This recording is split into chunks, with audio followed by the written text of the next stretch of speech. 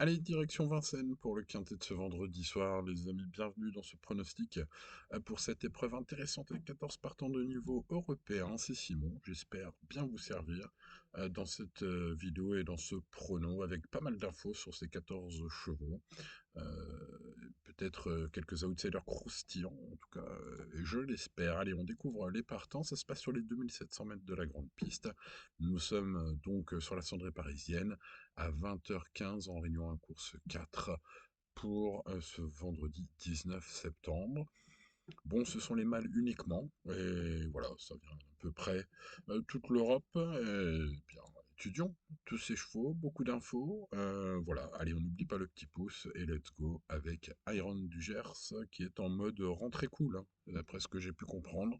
En tout cas, on l'a pas vu depuis 10 mois, il a sûrement besoin de courir. Je vous recommande l'impasse aujourd'hui, hein, vu qu'il reste ferré et confié à Romain Congère de l'écurie Bazir. Pas pour habitude de faire des rentrées dures. Passons donc tout de suite au numéro 2, Inerita, qui retrouve Eric Raffin. Il sera déferré des anthères plaqués des postérieurs. C'est une configuration de déferrage de ferrure qui est un peu inédite, hein. En tout cas, j'ai compris que Gaëtan Beaufils, son coach, hein, visait plutôt le podium aujourd'hui. On est chaud dans l'entourage de ce cheval. On est content qu'Éric Raffin lui fasse confiance, hein. Il a été retenu assez tôt sur ce numéro 2, sachez-le. Petit bruit des pistes qui pourrait être intéressant. En tout cas, c'est un fils de Briardac qui pourrait refaire parler lui de cette saison sur ce qu'il a fait de bien, notamment avec un Éric Raffin. Et puis sur sa fabuleuse série à l'automne dernier, hein. C'est peut-être un cheval qui aime bien quand il commence à y avoir du vent, qu'il fait un peu moins chaud. C'est peut-être sa saison. En tout cas, c'est peut-être le bon moment pour le suivre, ce numéro 2. Je m'en méfie fortement. Passons au numéro 3, Ilio Manto, polyvalent appelé Monté. On peut lui accorder une belle note de méfiance. Il va être un peu abandonné à la cote. Mais si Franck Tivard est inspiré aujourd'hui, je pense, les aventuriers, que ce pensionnaire d'Ern Smirzé peut en surprendre plus d'un, en tout cas pour les places. Passons au numéro 4, Easy Boy de 5 qui vient très bien courir, c'était dans le prix Noailles, ici même, juste derrière Inside Spoken, qu'on retrouve dans ce quintet. Il affiche le meilleur chrono du lot sur ce parcours. Il retrouve Jean-Michel Bazir, qui l'avait mené la dernière fois. Je pense qu'il fait partie des lauréats possibles. Il faudra le bon démon de course, mais j'ai senti Pascal Montulet assez confiant dans son interview d'avant-course sur Equidia pour ce vendredi, car il confie au journaliste, hein, Michael Brideau, je le cite, sauf incident, il devrait encore répondre présent. Voilà, fin de citation. Bon, écoutez, tous les feux semblent être ouverts, hein, tout simplement pour ce 4, et j'aime beaucoup. Passons au numéro 5, Guignol de Chardin, qui affronte une opposition relevée et elle n'est pas sur son terrain de prédilection, hein. C'est plus un cheval de piste plate en province. À Vincennes, c'est pas forcément terrible, terrible. En plus, je trouve l'opposition relevée. J'ai pas l'impression qu'on soit confiant. Il est ferré, d'habitude, il est ferré des postérieurs. Euh, Bref, voilà. J'ai pas l'impression qu'on soit en mode sport avec ce cheval. Passons donc au numéro 6, Inside Spoken. Inside Spoken, donc avec qui on a une ligne avec Easy Boy du Cogley. J'ai l'impression que Easy Boy du Cinglé, pardon, peut prendre sa revanche, hein, sur Inside Spoken, mais évidemment, ça pourrait être un joli choco. Ce cheval arrive prêt pour cet objectif. J'ai senti son jockey de la dernière fois, Silver Ouzon, euh, un- voilà, qui indique, hein, sur Génicourse que bah, sa dernière sortie était plus qu'encourageante. Bon, écoutez, c'est un cheval sur la grande piste qui est bien, qui est très efficace quand il est ainsi déféré. Voilà, une belle chance, hein, tout simplement. Ce numéro 6, en plus, Mathieu Mottier est aux manettes. Passons au numéro 7, Instructeur, qui après une belle série en 2022 alterne le moyen et le pas bon. Donc j'avais bien envie de le rayer complètement. Celui-là, ça aurait été plus facile pour faire un prono, hein, dans ce quintet, mais malheureusement, enfin malheureusement, ou heureusement pour selon comment on voit les choses, s'il est dans un bon joueur, il peut surprendre. Donc on peut pas non plus le rayer. Alors c'est un cheval qui n'a plus gagné depuis 3 ans et 2 mois, hein, donc c'est quand même pas la sécurité sociale.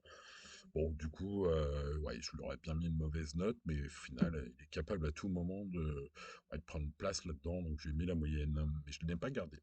Passons au 8, Happy Danover, ce numéro 8 que j'aurais bien aimé rayer complètement aussi, sauf que son coach est confiant pour aujourd'hui. C'est peut-être l'info incroyable des pistes, les amis, puisque c'est ce que j'ai lu sur Génie Course. Son cheval est mieux le matin, il peut se réhabiliter avec un bon parcours.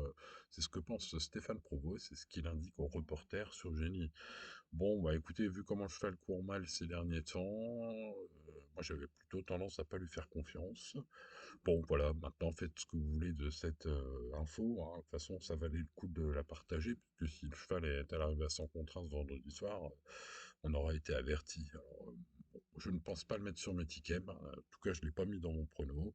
Bon, on aura un bout de voir. Passons au numéro 9, Ibis Pétinière, qui est en forme, qui possède l'aptitude au parcours du jour, qui a montré sa qualité. Dernièrement, c'était très bien à Laval, hein. Malgré un départ raté, le cheval s'est montré très dur pour finir, notamment après avoir fait des efforts pour revenir, hein. C'est top, hein. Ce cheval-là, pour moi, est le favori logique. En tout cas, difficile d'aller contre ce cheval. C'est un fils de magnificent trentenaire qui évolue dans un lot à sa portée, hein. Aujourd'hui, je ne trouve pas le lot plus fort qu'à Laval, donc s'il parvient, voilà, il devrait jouer le podium. Passons au numéro 10, Indien de Fontaine, qui, sans jamais y gagner, a souvent bien couru à Vincennes. C'est un cheval que je préfère quand même en province, hein, pour le suivre régulièrement. Bon, le cheval arrive prêt, hein, c'est un bon engagement. Bon, il n'a pas de marge, mais Benjamin Rochard, hein, s'il trouve la bonne route, le cheval va bien courir. Euh, voilà, il a sa place dans la bonne combinaison, mais peut-être plus pour une place ce soir, c'est mon avis. Passons au numéro 11, Beat Generation, hein. Je dis qu'il y a une belle note de grande méfiance sur Beat Generation, que j'étais un des seuls à avoir gardé la dernière fois lorsqu'ils s'étaient imposés à plus de 20 contre 1 dans un quintet plus pour aller avoir mon prono de ce jour-là. J'ai été bien inspiré. Ce jour-là, en province, je gardais un Tir de Fontaine qui finissait deuxième, derrière Beat Generation. Écoutez, hein, voilà, bon prono. Ce jour-là, on s'est fait plaisir. J'espère que vous allez profiter d'ailleurs. Bon, ce fils de Bird Parker, hein, comme je le disais la dernière fois, il avait quand même pas mal de choses pour lui, hein, sauf qu'il faisait une rentrée ce jour-là. Voilà, donc bah, aujourd'hui il fait plus une rentrée, puisqu'il vient de la faire et de s'imposer. Donc le truc qui m'inquiète, par contre, aujourd'hui, c'est pourquoi je vais le garder moins haut que la dernière fois, alors qu'il va être à cote bien plus basse aujourd'hui, c'est que c'est la volte, départ volté, et je suis pas sûr que ça a l'avantage de trop, ce numéro 11. Bon, écoutez, en tout cas, je n'ai pas gardé dans mes bases aujourd'hui, mais je vais le garder bien sûr, hein, sur mes tickets et sur mon prono, mais plutôt un peu plus loin. Passons au 12 Indigo Pierre J qui semble sur la montante, qui retrouve une piste qu'il apprécie. Le lot est plutôt abordable. D'ailleurs, Kevin Le Bouteiller, hein, qui confie sur Equidia que son cheval n'est pas hors d'affaire, me semble assez confiant. Avec un bon parcours, c'est un cheval qui peut se glisser à belle cote dans la bonne combinaison. On peut mettre ça dans les champs réduits ou en bout de ticket si vous cherchez à spéculer. Coup de chronos, que faire? Ah ben là, je vous demande, les amis, avec ce numéro 13, dites-moi dans les commentaires ce que vous pensez de ce cheval qui n'a qu'un seul podium en 6 courses à Vincennes, qui est loin, loin, loin, loin d'être le spécialiste de la bande, hein, aujourd'hui. Bon, il s'est toutefois remarquablement bien comporté parfois en province, hein, et il n'a pas les meilleurs gains pratiquement de solo pour rien. Euh, L'engagement au plafond des gains, évidemment, attire l'œil. Il est, à mon avis, hein, quand on fait le papier pour ce fils de Redley Express, le genre de chevaux où j'aime bien dire c'est une affaire d'impression, moi. La mienne est plutôt mauvaise, mais quelqu'un qui me dit qu'il voit le 13, je dis oui, c'est possible de le voir. Maintenant, ouais, dites-moi, si vous avez des arguments vraiment pour, est-ce que vous l'avez vu un jour courir très bien à Vincennes? C'est pas mon cas. Voilà, ses perfs sont pas terribles à Vincennes. Bon, son entourage est plutôt confiant pour une place, hein, sachez-le. Bref, bref, bref, bah, si vous avez des infos sur ce 13 ou vous suivez régulièrement, vous connaissez peut-être très bien, bah, n'hésitez pas à partager votre savoir dans les commentaires de cette vidéo. Passons au 14 Icare du Vent qui vient de s'imposer plaisamment, c'est à Redon sur le gazon. Il arrive à Vincennes au summum de son art après un été de toute beauté. Il a déjà gagné sur les 2700 mètres du jour. Ouais, ouais, ouais, il peut espérer une bonne place. J'ai l'impression que ça pourrait être un joli tocard à l'arrivée. En tout cas, s'il a un parcours favorable, ça peut être ouais, le 20 contre 1 comme ça, hein, à l'arrivée, qui fait plaisir, évidemment, sur nos tickets. Bon, les amis turfistes, on a vu ces 14 chevaux. Je vous propose donc de passer à la sélection Easy Boy de Cinglé, qui est mon préféré, hein. Ça, avec Jean-Michel Bazir, vous connaissez le patron aux manettes. Tiens, ça fait longtemps que le patron n'a pas trop eu de réussite, je trouve, dans les quintés. Peut-être pour ce vendredi soir, comme ça après on irait faire la fête, ce serait bien. En tout cas, son entraîneur Michael Brideau y croit, hein. Sauf incident, il devrait encore répondre présent. Ce sont ses propres propos, hein, que je vous rappelle, euh, sur Equidia. Donc, bah écoutez, non, sur les propos de Pascal Montulé, bon, vous m'aurez compris, au journaliste Michael Brideau, voilà. Donc, une info, en tout cas, supplémentaire, hein, après son prix de Noailles, très bien. la dernière fois derrière Inside Spoken. Le meilleur chrono du lot sur le parcours du jour, de ce soir, ce vendredi soir. Allez, JMB l'a bien en main. La dernière fois, il l'a bien utilisé. On va croiser les doigts pour que tout se passe bien, car pour la gagne, ils sont quand même quelques-uns aujourd'hui à pouvoir à espérer gagner, hein. Il en fait partie. Le 9 aussi, Ibis Petite Dinière, hein, le Damien Beaune de service, là, c'est vraiment très bien, hein. J'ai beaucoup aimé sa ligne, sa course, surtout l'impression à Laval, hein. La dernière fois, il a raté son départ. Montrant qu'après, il était au-dessus du lot, hein. Bon, évidemment, euh, pour gagner, il faut bien partir, hein. Ça suffit pas d'être la note. Mais en tout cas, voilà, si ça se déroule un peu mieux à la volte pour ce numéro 9, beaucoup ne verront que ça que c'est pour moi en tout cas le favori logique, même s'il faudra un petit peu serrer les jambes, on va dire, en début de course, hein. Passons aussi Inside Pocket, c'est la logique. Eh oui, tout à fait logique, pas de souci sur ce parcours. Il a d'ailleurs des bonnes lignes, hein, et des meilleures lignes que mon préféré, en tout cas récentes, même si au niveau des chronos, je pense qu'aujourd'hui, vu ce qu'a pu faire par le passé Easy Boy de Singlet le 4, ça peut s'inverser. Il faut bien noter que logiquement, ce 6 mérite une belle note globale, en plus sera cote sympathique. En parlant de cote sympathique, eh bien, on va aller chercher le plus riche du lot avec le 14 Icar du Vent qui vient de s'imposer plaisamment sur l'herbe de Redon, et peut-être que beaucoup vont oublier qu'il a déjà bien fait à Vincennes. Le cheval est vraiment au top de sa carrière, au summum de son art.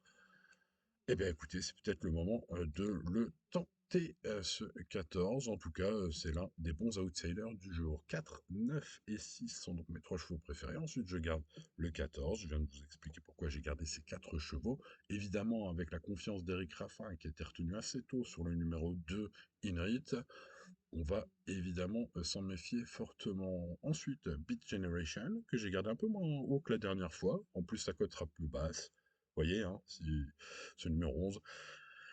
Pourquoi? Aujourd'hui, c'est volté. C'est pas le départ lancé. Donc voilà, c'est ce qui m'inquiète un peu.